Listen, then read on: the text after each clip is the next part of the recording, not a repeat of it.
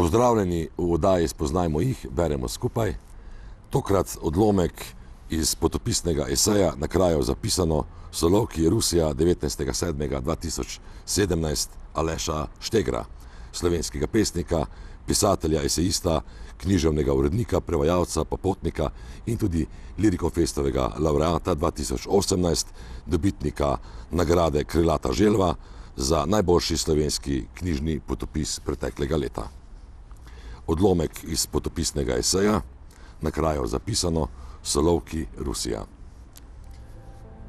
Prebudim se v luči, v izobilju svetlobe. Sonce, ki je ves večer veselje kot na oko ubito jajce na nebu, je medtem očitno končno zašlo. A je še zmeraj svetlo. Svetlo modro nebo za oknom, čezenj potuje par svetlo-oranžnih oblačkov.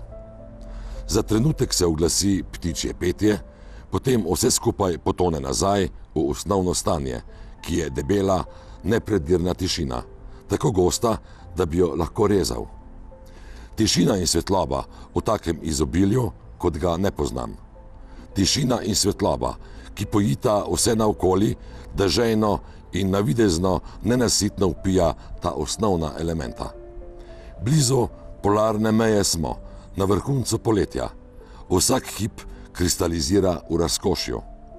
Četudi ni bila svetloba, ki me je prebudila, in ne gosta tišina prostora.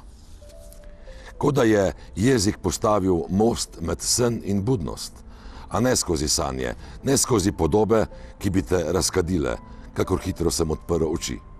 Jezik, pljuvkanje, planje jezika, neutrudno notranje govorjenje, medsebojno izpodrivanje besed z novimi besedami, starih smeri z neznanimi, v katere hoče jezik. Premetavanje besed kot pravkar nalovljenih rib na lesenem dnu barke.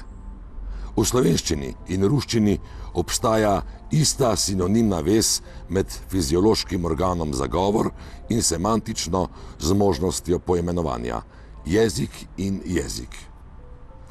Včeraj zvečer sem jedel surovo ribo, njen slani okus še zmeraj leži na mojem jeziku. Njena mast od znotraj poji moje telo, lahko jo čutim skupaj z žejo in vonjem, ki puhti od mene. Morda sem zato za opis svojega občutja ob prebujanju, za čutenje jezika, ki me je prebudil, in ne svetlobe, ki me obdaja, uporabil prav podobo pravkar nalovljenih rib. Ko to zapišem, jih vidim, kako se svetlikajoče se premetavajo v svojem smrtnem boju.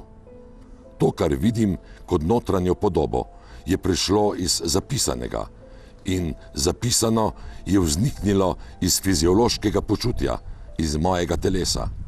Jezik kot podaljšek telesa, kot njegov najbolj zgovoren organ. Prebudim se v luči, želim biti luč. Prebudim se z okusom ribe, ki sem jo jedel včeraj, in sem fizično preplavljen z jezikom. Medtem je zunaj, za oknom, še več luči in tišine, toliko luči, da lahko že jasno razločim gozd za Viktorjevo hišo, ki stoji na severnem koncu naselja Solovki, na največjem od 6 velikih otokov Soloveškega arhipelaga na jugu Severnega morja. Geografske navedbe so tu še posebno pomembne, so del nenehnega iskanja orientirjev, markiranja in omeščanja v navidez brezobličnem in enakem. Jezik ima pri tem posebno funkcijo, ne le da poskuša nemogoče, namreč zasidrati nekaj, kar je po svoji neulovljivi naravi še najbliže morju, marveč je zadnja utopija in edini zvesti spremljevalec v samoti.